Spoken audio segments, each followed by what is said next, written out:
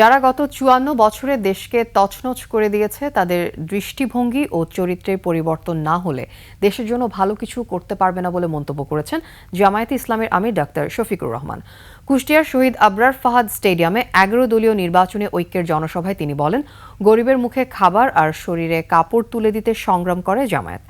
জনগণ ক্ষমতায় যাওয়ার সুযোগ দিলে পণ্যের মূল্য কমাতে যোগাযোগ ব্যবস্থার উন্নয়ন, সিন্ডিকেট ভেঙে দেওয়া সহ চাঁদাবাজদের কর্মসংস্থানের ব্যবস্থা করবে জামায়াত।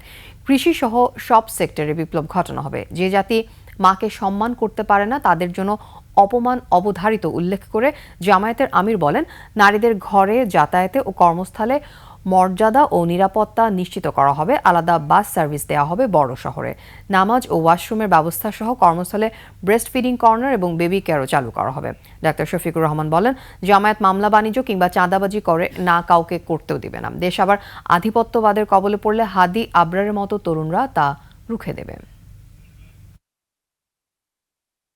এই যারা ৫৪ বৎসরে দেশটাকে কামড়ে একেবারে তছনছ করে দিয়েছে, আমরা গভীরভাবে বিশ্বাস করি এদের দৃষ্টিভঙ্গি এবং চরিত্র পরিবর্তন না হলে এরা দেশের জন্য ভালো কিছুই করতে পারবে না।